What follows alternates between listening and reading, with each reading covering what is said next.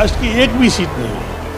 14% schedule tribe की सिर्फ 2 seat है। आने वाली इसमें यूनिवर्सिटी ये सबसे बड़ा एग्जाम्पल है कि ये बंधारण के विरोधी है।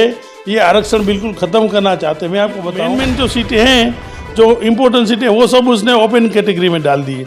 जैसे रजिस्ट्रार है तो रजिस्ट्रार दोनों सीट पे शेड्यूल कास्ट के बंदे बैठे हैं, दोनों बीजेपी से रूलिंग करते हैं, मगर दोनों एक शब्द भी नहीं बोलते हैं। खुद की समाज के लिए इतना अन्याय हो रहा है, एक शब्द बोल। मैंने इसमें ये कॉपी भी इन दोनों लोगों को भेजी है। महिला अनामत की बात करते हैं भारत के प्राइम मिनिस्टर प्रधानमंत्री नरेंद्र मोदी, इसमें महिलाओं के लिए एक भी सीट रिजर्व नहीं है। मतलब जो दलित समाज के विरोध में उसकी मानसिकता है, उसके हिसाब से इसकी डिजाइन तैयार की है। अगर वो उसको भी पता है, कुलपति है डॉक्टर मोहन पटेल, ये बिल्कुल शेड्यूल कास्ट का घोर विरोधी है। और लोकसभा के चुनाव में सबसे बड़ा मुद्दा जो पूरे देश में रहा वो आरक्षण ख़त्म करने का मुद्दा रहा है, और इसीलिए पूरे देश में यही एक वातावरण बनता रहा कि शायद भाजपा की सरकार आएगी तो आरक्षण ख़त्म कर देगी। नमस्कार, आवाज़ जनता की में से मैं दतेश भावसार। जो आरक्षण की बात है, यूनिवर्सिटियों में जो आरक्षण होना चाहिए वो प्रॉपर आरक्षण कच्छ यूनिवर्सिटी में नहीं हो रहा है। इसकी कंप्लेन हुई है, और जो शेड्यूल कास्ट के लोगों को अन्याय हो रहा है उसके खिलाफ डॉक्टर रमेश गरवा ने शिकायत की, और क्या शिकायत है उनसे जानते हैं। डॉक्टर साहब, आपका स्वागत है। नमस्कार। डॉक्टर साहब, ये जो अभी नई भर्ती प्रक्रिया हो रही है उसमें किस तरह से आरक्षण ख़त्म करने की और पहला कदम देख रहे हैं आप? एक्चुअली गुजरात स्टेट की कच्छ डिस्ट्रिक्ट की ये यूनिवर्सिटी है। यहाँ के बहुत बड़े क्रांतिवीर हो गए, जो आज़ादी के टाइम बहुत बड़ी फाइट की थी। क्रांतिवीर श्यामजी कृष्ण वर्मा, उसके नाम से जुड़ा हुआ ये यूनिवर्सिटी है, कच्छ यूनिवर्सिटी। यूनिवर्सिटी में पिछले मार्च महीने में एक एडवर्टाइज बार हुई थी, जिसमें टोटल 28 सीट अलग अलग नॉन टीचिंग स्टाफ की वैकेंट हुई थी। तो 28 सीट में जो एज पर कॉन्स्टिट्यूशन जो रूल्स है बंधारण, जिसमें कि भाई बंधारण शेड्यूल कास्ट की कितनी सीटें होनी चाहिए, शेड्यूल ट्राइब की कितनी होनी चाहिए, ओबीसी यानी एजुकेशनल एंड सोशली बैकवर्ड उसकी कितनी होनी चाहिए, और अभी EWS जो इकोनॉमिकली बैकवर्ड क्लास के जो वीकर उसका भी जो स्टार्ट हुआ है, वो सब मिला के जो उसका जो एक कॉन्स्टिट्यूशनली जो डिज़ाइन तैयार किया, उसके हिसाब से कच्छ यूनिवर्सिटी में ये फिलिंग हो ही नहीं रहा है सीट का। बिल्कुल शेड्यूल कास्ट के अगेंस्ट में जाके जो देश में बड़ा मुद्दा चल रहा है कि बीजेपी और बीजेपी रूलिंग गवर्नमेंट और बीजेपी के गवर्नमेंट के अंदर आने वाली यूनिवर्सिटी, ये सबसे बड़ा एग्जाम्पल है कि ये बंधारण के विरोधी है। ये आरक्षण बिल्कुल ख़त्म करना चाहते हैं। मैं आपको बताऊं, 28 सीटें हैं as per rules. Schedule caste की 7% अनामत सीट होनी चाहिए, रिजर्व सीट 7%। 28 में से जो अगर 7 आप रिजर्व निकालो तो मेरे ख्याल से 2 सीट के आजू बाजू होनी चाहिए, मगर शेड्यूल कास्ट की एक भी सीट नहीं है। 14% शेड्यूल ट्राइब की सिर्फ 2 सीट है। इसमें टोटल इन लोगों ने 28 सीटें हैं, उसमें से ओपन कैटेगरी के 21 सीट की है। SCBC मतलब socially and educationally backward classes जो OBC में काउंट होते हैं, उसके 4 सीटें। एक्चुअली उसकी 20 एज पर रिजर्वेशन, उसकी रिजर्वेशन 27% है, तो उसकी सीटें भी 28 में से आप 7 या 8 इतनी होनी चाहिए। और शेड्यूल ट्राइब का जो 14% है, तो शेड्यूल ट्राइब की 2 सीटें रखी है। एक्चुअली कच्छ में शेड्यूल ट्राइब कच्छ डिस्ट्रिक्ट की बात होती है। कच्छ डिस्ट्रिक्ट में शेड्यूल ट्राइब की टोटल पॉपुलेशन 0.50 भी नहीं होगी, मतलब आधा परसेंटेज भी नहीं होगा। फिर भी इन लोगों ने क्या है कि ये सीट बाद में, अभी शेड्यूल के बाद में ये ओपन में या दूसरी कन्वर्ट करने के लिए, क्योंकि इतने दूर तक कोई यहाँ तो लोकल कोई पढ़े लिखे लोकल शेड्यूल टाइप की पॉपुलेशन है नहीं, तो ये अदर डिस्ट्रिक्ट में से आने वाले, ये कोई टेम्परेरी 5 साल के लिए फिक्स पे सीट है या कोई न कुछ इसमें, तो इसलिए क्लर्क लेवल में बाहर से कोई लोग नहीं आते हैं। तो ये पूरा जो इसका जो ढांचा तैयार किया गया है, इसमें सबसे खराब भूमिका जो होनी चाहिए, मैं तो ये बोलूँगा कि कच्छ यूनिवर्सिटी के जो वर्तमान कुलपति है डॉक्टर मोहन पटेल ये बिल्कुल शेड्यूल कास्ट का घोर विरोधी है और उसके जो दलित समाज के विरोध में उसकी मानसिकता है उसके हिसाब से इसकी डिजाइन तैयार की है। अगर वो उसको भी पता है कि अगर बंधारण में शेड्यूल कास्ट के लिए 7% रिजर्व दी गई है तो इसमें से तो ये इसने वो रिजर्व को 0% कर दिया। एक भी सीट नहीं है एक्चुअली। इसमें जो बड़ी मेन जो सीटें हैं, जो इम्पोर्टेंट सीटें, वो सब उसने ओपन कैटेगरी में डाल दी है। जैसे रजिस्ट्रार है तो रजिस्ट्रार की ओपन हो गई, असिस्टेंट रजिस्ट्रार है तो वो भी ओपन हो, सेक्शन ऑफिसर जो मेन है उसमें 3 ओपन कर दी है, 2 SC BC की कर दी। उसके बाद पर्सनल असिस्टेंट आता है तो उसमें भी 2 सीटें ओपन कर दी है। मतलब शेड्यूल्ड जो ट्राइब है उसमें भी इन लोगों ने सिर्फ क्लार्क की पोस्ट ही रखी है।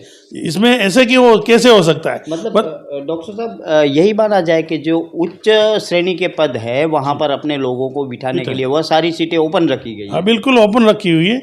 इसमें इन लोगों ने पूरे प्लानिंग के साथ किया है। मैं आपको नाम भी बता सकता हूँ, किसको रजिस्ट्रार में किसको लेंगे, असिस्टेंट रजिस्ट्रार में किसको लेने वाले हैं और इसमें सेक्शन ऑफिसर में किसको लेने वाले, ये ऑलरेडी फिक्स हो चुका है। बड़ी ताजुब की बात है कि जो लोग इसमें सिलेक्ट होने वाले वही पूरा एग्ज़ाम, आज उसकी एग्ज़ाम चल रही है, आज 15 सितंबर है। आज अभी इसकी जो प्राइमरी एग्ज़ाम अंदर रिटन एग्ज़ाम लेती है वो यूनिवर्सिटी ले रहे हैं। ये यूनिवर्सिटी की जो एग्ज़ाम ले रहे हैं उसके लिए जो प्रॉपर एज पर गवर्नमेंट गाइडलाइन उसके क्वेश्चन पेपर की जो होनी चाहिए प्रोसीजर वो नहीं हुई है। खुद वीसी ने अपने कोई पहचान वाले से गुजरात कच्छ बार वहाँ जाके अपने, न तो इसके लिए कोई कमेटी बनी है न कमेटी की कोई मीटिंग हुई है, बाहर से इसके पेपर छपवा दिए हैं। कल भी मेरे को ऐसा भी इन्फॉर्म मिला कि कल ये जो आज की एग्ज़ाम के जो पेपर कल आए, पेपर्स जो आए क्वेश्चन पेपर, वो कल किसी के घर पे पड़े थे। ऐसे कैसे होता है? एक्चुअली ये किसी के जो इसमें इसके एग्ज़ाम सिस्टम से अलग आदमी है उसकी कस्टडी में होने चाहिए। बिल्कुल दर्शक मित्रों, हम पिछले कई वर्षों से देख रहे हैं कि गुजरात में कितने पेपर फूटे हैं। अब यह पूरी सिस्टम पूरे इंडिया में लागू हो चुकी है। जैसे हमने अभी देखा था डॉक्टर्स की एग्ज़ाम में क्या हुआ था। तो डॉक्टर साहब यह तो सारे हमारे पास उदाहरण है जिससे परीक्षाएं लीक की जाती है, तो इसमें भी ऐसे ही होगा कि परीक्षा लीक करके अपने ही बंदों को दिखाने के लिए और परीक्षा सिर्फ खाना पूर्ति के लिए हो रही है? एग्ज़ाम आज की एग्ज़ाम जो एक्चुअली मेरी डिमांड तो ये थी, हमारी डिमांड ये थी कि इसमें एग्ज़ाम ही आज की कैंसिल होनी चाहिए, मगर ये लोग इतने सत्ता के मद में और खुद ये वीसी तो खुद को जो एजुकेशन मिनिस्टर गुजरात स्टेट के ऋषिकेश पटेल उसका ही खास आदमी बता रहा था। उसको तो ऐसा है कि ये, मगर उसको पता नहीं है कि जो कॉन्स्टिट्यूशन का भंग करते हैं, जो बंधारणीय सिस्टम चलती है उसका भंग करते हैं, इसमें कोई भी भारत के प्राइम मिनिस्टर भी नहीं छूट सकते हैं। ये इसके तो ये अभी मैंने तो इसके लिए national commission for schedule caste Delhi को लिखा है कि ये जो पूरा घपला किया है इसमें यूनिवर्सिटी के वाइस चांसलर, यूनिवर्सिटी के रजिस्ट्रार और इसकी बोर्ड ऑफ मैनेजमेंट जो मीटिंग करके बीओबी उसको बीओएम उसके जो कमेटी मेंबर है उसके ऊपर पर एज पर एटोस, क्योंकि ये शेड्यूल कास्ट के हक के ऊपर एक तरफ मारी। जो शेड्यूल कास्ट के लोग यहाँ पढ़े लिखे लोग हैं उसको नौकरी से वंचित करने का पूरा प्लानिंग, पूरा षड्यंत्र रचा हुआ है। तो इसके लिए उसके ऊपर एट्रोसिटी होनी चाहिए और इसमें हम करके रहेंगे। मैंने अभी आपको मैंने सब जगह सीएम को, गुजरात सीएम को लिखा है, राज्यपाल महोदय को भी लिखा है और national commission for schedule caste को भी मैंने दिल्ली लिखा है। गुजरात स्टेट के सोशल जस्टिस मिनिस्टर है भानुबेन बाबरिया, उसको भी लिखा है।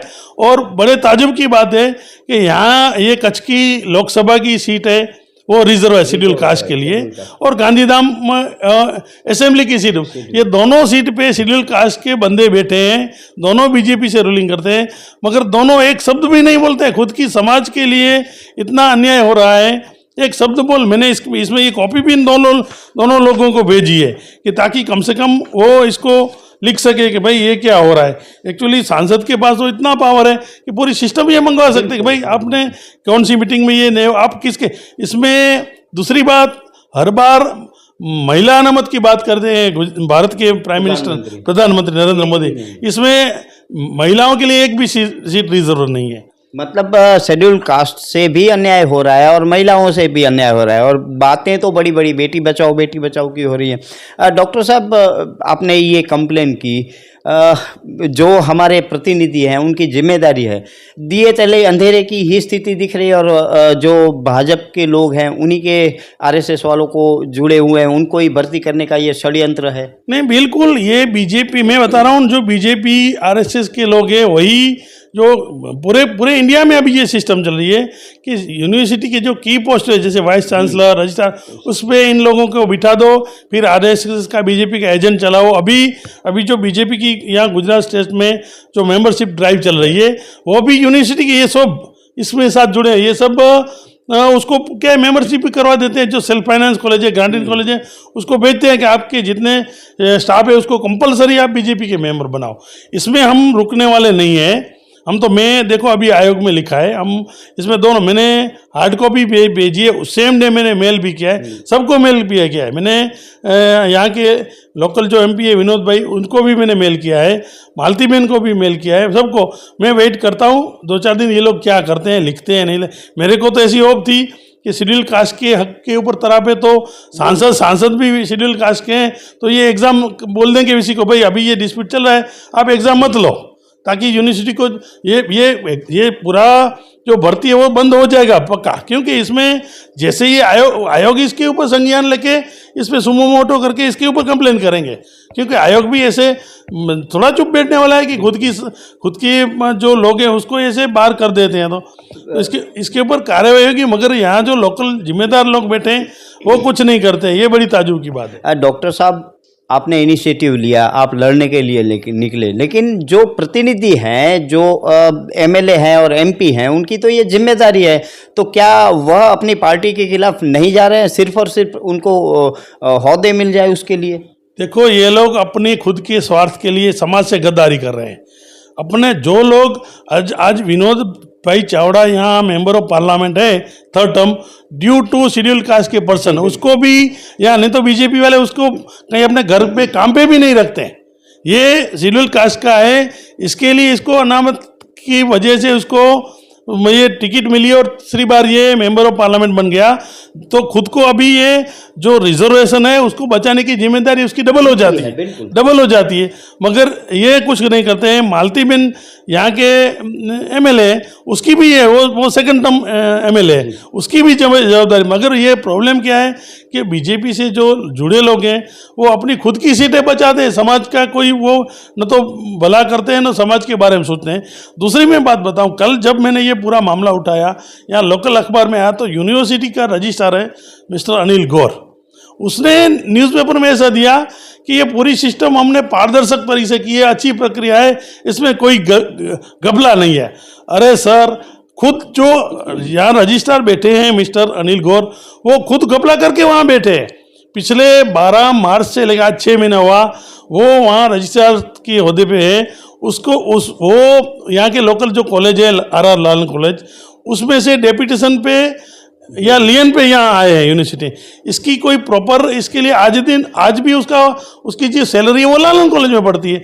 वो खुद भी रैकेट पे कुछ नहीं यहाँ बैठे। और मैं तो ये बताता हूँ कि पूरे कच्छ के अंदर और भी कॉलेज हैं, आपने अनिल गौर को ही क्यों आप रजिस्ट्रार के लिए आपने डेपुटेशन के बुला करने के लिए यूनिवर्सिटी ने प्रोसीजर किया। डॉक्टर साहब, यही माना जाए कि दूध की रखे वाली बिल्ली को दी गई है? बस बिल्कुल यही बात है कि अभी ये लोग, अभी देखो, जो आदमी खुद अनऑथोराइज बैठा है, आज की तारीख में स्टेट गवर्नमेंट के एजुकेशन डिपार्टमेंट ने इसको डेपुटेशन का कोई लेटर नहीं दिया है। कल मेरी यहाँ जो लालन कॉलेज उसके साथ प्रिंसिपल से बात हुई, मिस्टर जाला, उसने मेरे को बताया कि अभी प्रोसीजर चल रही है, उसमें 2-4 क्यूरी 2 बार आई थी, हमने वो करके भेजा है। इसका मतलब आज के दिन क्यूरी आ रही है, तो ये कैसे ऐसे सीधा मतलब अनौरत रहे। और बड़ी ताज्जुब की बात ये है कि ये 6 महीने से एज ए रजिस्ट्रार डिसीजन ले रहे हैं, साइन कर रहे हैं, मीटिंग हैंडल कर रहे हैं। ये सब क्या चल रहा है इन लोगों ने एजुकेशन सिस्टम में? ये बीजेपी वाले ने इतना पॉलिटिक्स डाल दिया है कि आज आम लोगों को कैसे ट्रस्ट रहेगा कि एजुकेशन सिस्टम प्रॉपर चल रही है। तो मैं तो बोल रहा हूँ, मेरा ये फर्स्ट फाइट, सेकंड फाइट मेरी यही रहेगी। अभी हम क्या ये पूरी यूनिवर्सिटी, अगर हम नहीं बोलेंगे, मैं तो कच्छ की पूरी जनता को आह्वान करता हूँ कि आप इसमें बिल्कुल आपका पॉलिटिक्स छोड़ दो। आप कांग्रेस भाजपा कुछ भी देखो, मैं रूलिंग पार्टी के ओपोजिशन हूँ कांग्रेस से, फिर भी मैंने ये कंप्लेंट में कहीं कांग्रेस का कहीं जिक्र नहीं किया, क्योंकि ऐसे ये कच्छ के शिक्षण की बात है। तो मैं बोला हूँ जो भी कच्छ के शिक्षणविद है, जो इसमें अपना अपने परिवार के लोग पढ़ रहे हैं, वो भी सामने आए। ऐसे अब नहीं बोलेंगे तो ये आप बच्चों के फ्यूचर और कच्छ की एजुकेशन सिस्टम को आप इनडायरेक्टली खराब करने के लिए आप हेल्प कर रहे हैं, मेरा तो यही मानना है। तो दर्शक भी तो देखा हमने पूरे देश में जो हालात हैं कि उच्च शिक्षा पदों पर अपने ही लोग बिठाने का काम हो रहा है, वही काम कच्छ यूनिवर्सिटी में हो रहा है। बड़ी मुश्किलों से कच्छ को एक यूनिवर्सिटी मिली, लेकिन वहाँ पर भी यही हाल है, डांट के तीन पात। जो ऊपरी कक्षा के बैठे हुए लोग हैं वह अपने ही लोगों को बिठाने के लिए कई नियमों को तोड़ रहे हैं। बहाने ये बता रहे हैं कि ये नई शिक्षा नीति है, लेकिन नई शिक्षा नीति में ऐसा कहीं पर भी नहीं लिखा हुआ है कि शेड्यूल कास्ट की अनामत को रद्द किया जाए। आने वाले दिनों में यह मुद्दा बहुत गर्म रहेगा। डॉक्टर साहब, आपका बहुत बहुत धन्यवाद। Thank you very much. दर्शक मित्रों, ऐसे ही समाचार के लिए आप हमारे साथ जुड़िए रहिए। अगर आपको हमारी स्टोरी अच्छी लगे तो लाइक करें, अच्छी ना लगे तो हमें सुझाव दें, लेकिन सब्सक्राइब कीजिएगा ज़रूर। नमस्कार। आवाज़ जनता की मैं से मैं दत्तेश भावसार।